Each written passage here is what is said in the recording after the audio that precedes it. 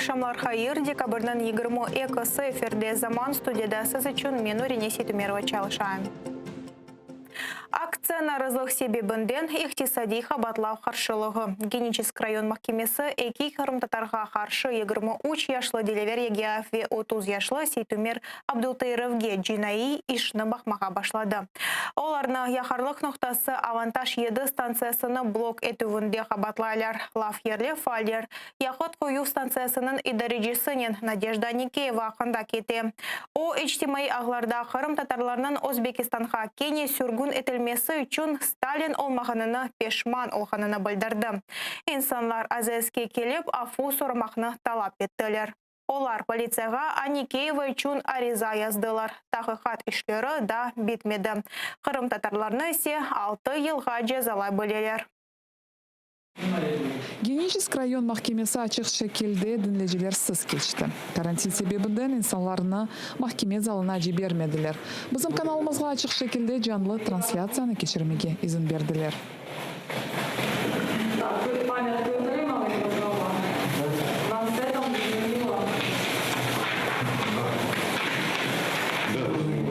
Mahkemelengenler arasında Новоалексеевка сакинлері Лявер Ягия ве Сейтумер Абдултайров.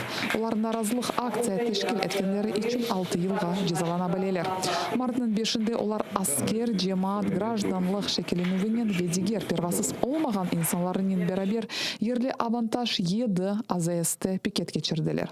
Инсанларыны АЗС-нің мудирі Надежда Аникеева ичтимай ағыларда қырымтатарларға менфи фікірлеріні білдіргеніні ачывландырды. Аникееваның білдіргене көре, о Сталин йоқ олғанына язықсынып, қырым татарларны Өзбекистанға сүргін етмекні қайт етті. О вақыт файлер АЗС янында топланып, оның бошамасыны талап еттілер. О есе полицияға ариза язды, санки иқтисади ішіне маньяк өстерілді. О 5 саат ішінде яхыт ноқтасы чалышмағаны үшін зарарларны одемеге талап етті. Бо зупинення даного кримінального провадження сторона захисту не вбачає, тому вважаємо за можливе призначити. Сухақларда инсанлар девлет ве Қырым татар байрақларының махкемеленген Қырым татарларға қол тұтмаға чықтылар. Олар қабатлав ұйдырылды ве Надежда Аникееваны қабатламаға керек деп саялар. Чүнки о бұл вақыттан соңра да уч Қырым татарны іштен бошатты. Она, получается, спровоцировала, довела до увольнения, и сейчас, опять же, этих ребят судят. Давай, ичтимай ағыларда Facebook сайфесінде башланды. Сакинлер Новоалексеевкада бірінші құрылтайының тесісчісіне Номан Челебеджиханға бюст қоймақ тешебүсіні музакире еттілер. Иштирак еткенлерінің айтқанына көре Аникеева бұл тешебүске қаршы шықты. Шу вақыт о Қырым татарларны текрар Орта Асияға сүргін етмесіні ве Сталин йоқ олғанына язықсынды. Она высказывалась в интернете, на страницах Facebook, что если бы власть была в ее руках, она стала головой поселкового совета Новоалексеевки, она бы всех нас выслала бы, снова бы депортировала из Украины. Но я думаю, мы живем не в 1944 году, а в 21 веке, когда уже, как сказать, каждый крымский татарин на генном уровне защищает свою свободу, свою независимость, свое право жить на родине. Махкемегенлер Аникееваның сөзлері оларны инжиғанны білдірділер. АЗС-ны блок етмеге мақсат жоқ еді. Мартының 5-інде олар АЗС-ке онен лаф етмек үшін келділер, ама ол лафтан қачынды.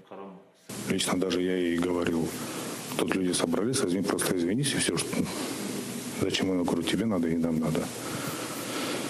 Она на меня стояла, смотрела, и все на этом. Больше никаких действий.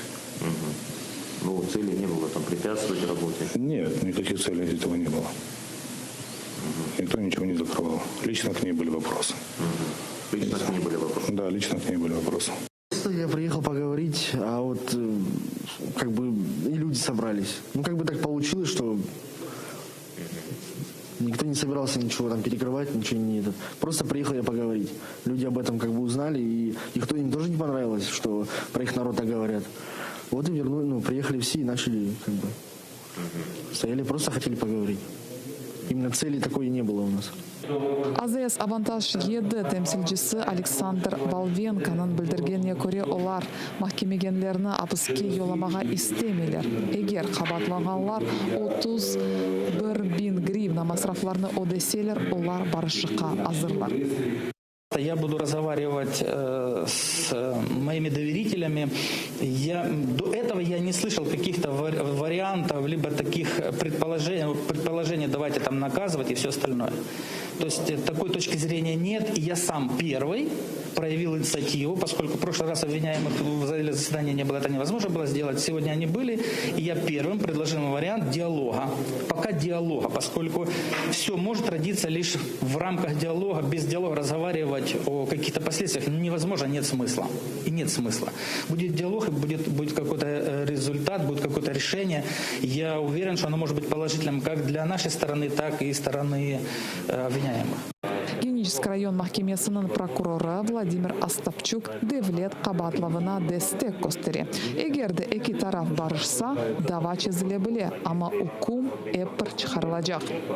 Мне неизвестна на сегодняшний день позиция обвиняемых, потому что на сегодняшний день на следствии была одна позиция, на сегодняшний день может быть другая в связи с вступлением защитника. То есть будем смотреть уже по ходу, как оно будет. Если стороны договариваются... Стороны там стороны могут договориться в части финансового вопроса. Ну и, возможно, примирение между ними. Кабатланганларны 425 000 якын жөремесі ve 5 yıl азатлықтан марум етілмесі яда 6 yıllık апыз жазасы беклей. Дилявер Ягияевнын корчалаган тарафы бу иште жинайетчилик yok деп исрар etти. Оларнын аракетлерини эң чоң чапкынлык оларак танымак мүмкүн. Погроза, насильством öyle bir şey yok edi. O şeyler olmasa, men bilesem олардың кабатлары, yazганлары дайын yok. Onun için hem de bu suallerden de gayrı birçok prosessual sualler var. Bu taraftan da men avukattayım. Kısmet olsa gelecek toplaşmamızda da çok şeyler aytırım. Şimdi bütün tanış olgan dokumentlerini gerek güzelitip okumayım. Birinci oturuş gelecek yılının martının 17-sine tayin etildi. O vakit taraflar delillerini göstermek gerekler. Bu Kırım Tatarlarga karşı söz kelgende, olar hepsi bir faal iştirak eteler. Bizni tutmaga, kapatmaga bakalar, ama Аникеевалар, Скринецкаялар olganda asılda gözleri bir şey görmey, bir şey eşitmeylер, bir adaletlik yok, hakikat yok. Millet bir ozu kalmaz, insanlarımız da bir ozları kalmaz. Milletin toplarız, gerek olsa çıkarız, aksiyalarını yaparız, kol tutarız milletki inşallah. Şevket Mutulaev, Elmas Асан, Ильдар Исматов, Zaman АТР.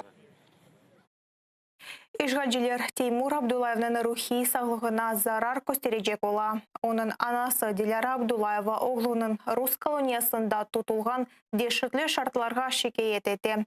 Сөзде терроризм хақында даванын екінші мешіт группасына кірген Теймур Абдулаев кене жаза изоляторына кечірілді. Кечкен айда да мабус өксүрік ве юксек атешіне бақмадан себепсіз оларақ шизоға қойылды. Абдулаевде коронавирус таздықлансанда ona тебе yardım gösterilmey, dey anası. Onun sözlerine göre Теймур tek ceza izolatorundan mahsus kameraga, sonra ise Keni karserge geçirildi. Anda mabus işkence şartlarında buluna. Kadın emin oğlu için mahsus olarak böyle şartlar yaratıldı. Çünkü işgalciler onun ruhi sağlığına zarar göstermek istey. Собственно, жестокая политика по отношению к моему сыну Теймуру продолжается. Уже загублено здоровье, нет иммунитета, наблюдался гипертонический криз, тяжело болел COVID-19. Не успел оправиться, его поместили в штрафной изолятор, где в карцере страдаешь не только от холода и голода, но в замкнутом пространстве в условиях враждебных, губительных ты совершенно один. Сейчас стали моему сыну чередовать СУС и ШИЗО, чтобы окончательно добить и психику психику. Такие пыточные условия и такой прессинг человек не выдерживает. Судах шернын ишгалжи махкемесі Эльвира Метовнын давасыны текрар тақиқатқа yoламақтан рет етті. Судак региональ меджлисінің башы евінде тапылған ескі музей экспонатлар себебінден қанунсыз селя сақлавда қабатлана. Ишгалжи хуветлер 2019 сенесі сентябрь айында оның евіне келіп, Аметовнын 20 ел девамында топлаған музей коллекциясыны аман-аман yok еттілер. Ишгалжилер тарафындан тұтып алынған экспонатлар арасында Hususan мырзақ учылары, оқлар, балталар, почақлар ве чалышмаған револьвер. Эльвира Метов дефаларжа бутун экспонатларының Қырым татар тарихының насыл етіп инкишаф еткенini көстеріп, буюк медени қимет ташығанларыны қайт еткен. Құруф тарафы ішнің текрар араштырылмасыны истеді. Ишгалжи прокурорлар рет етті. По мнению защиты, все-таки такое дело существовать в процессуальном плане, не в правовом, опять-таки, в процессуальном, в связи с процессуальными ошибками допущено не может. И защита полагает, что не может согласиться с данным решением. Готовим заключение, вернее, свое ходатайство и свои вопросы для экспертов-баллистов. Son nokta деоккупация Авропа парламентінде Қырым платформасы танытылды. Онлайн көрішуінде Авропа парламентінің депутатлары ве мустақыл экспертлер иштирак етті. Украинаның халық депутатлары Рустем Умеров, Елизавета Ясько ве Вадим Галайчук иле Милли Меджлис рейсы Рифат Чубаров ве тышешлері Назирның бірінші муавені Эмине Джепар тақдим етті. Назир муавені ишғал етілген Қырымда күн-күнден бетерлешкен вазиет ақында айтып берді. Хусусан ярымаданын девам еткен аскерлештірілмесі, Русияның Қырымға селя ве өзек донатмаларыны ташыған техника кетірмесі, аскери теркіп артырылмасы ве эски өзек селя сақлама объектлерінің запт етілмесі білдірілді. Джепарның қайт еткеніне көре, сияси мабуслерінің тақып етілмесі, ішкенлерге оғраталмасы, ковид ейілмасында тиби ярдымға ирышым сынырланмасы үшін бутун месулиет Русияге айт. Бұндан ғайры Эмине Джепар тедбір иштиракчилеріне Қырым платформасы ақында айтып берді ве Авропа депутатларына бұл тешібіске қошылмаға давет етті.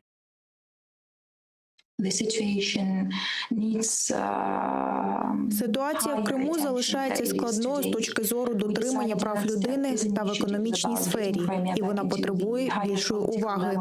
Ініціатива Кримської платформи дозволить повернути Крим у політичний порядок денний на вищому рівні. Сподіваюся, за кілька місяців Рада оборони представить стратегію деокупації Криму, яка стане частиною національної політики деокупації.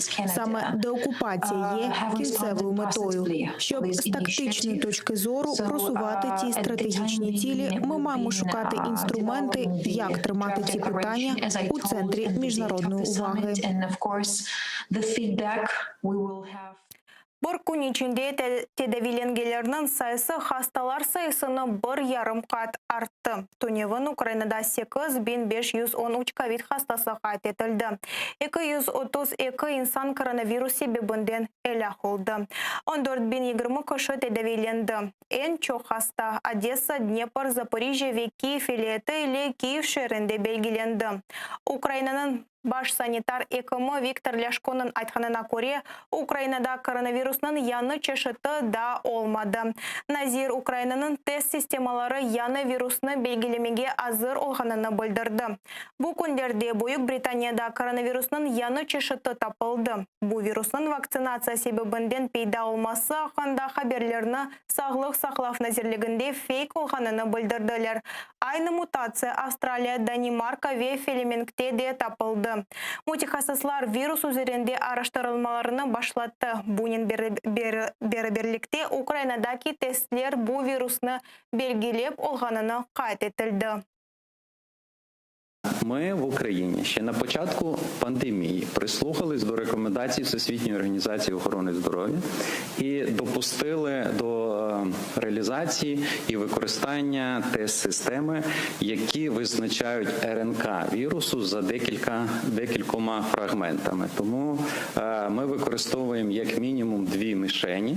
Тому сьогодні навіть при появі нового штаму наші тест-системи спрацюють, і ми будемо чітко виявляти коронавірусну хворобу і діагностувати.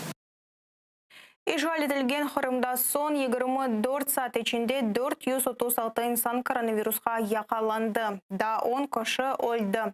Hasta sayısının artması sebebinden Yalta hastahanelerinde koşma yerler hazırlana. Yerli doktorlarga yardımga ise 70 mütehassıs yollanğını bildirdiler. Donbass'ta işgalciler bir Ukrayn askerini esir aldı. Asker da Cuma akşamı günü kayıp oldu ama Birleşken Kuvvetler Ştabı malumatının Tunev'in akşamüstü tasdiklanğanından son haber etti. Arbiye'nin düşmanlarının eline nasıl düşkeni araştırıla. Tunev'in Rus kontrolündeki işgalci kuvvetler Donetsk vilayetindeki pivdenede çeşit sistemalı bomba atıcılarından hücum etti. 2 Ukrayn arbiye yaralandı. Onlar hastahanede. Umumen düşman tarafı Ukrayna ordusuna 6 hücum gerçekleştirdi.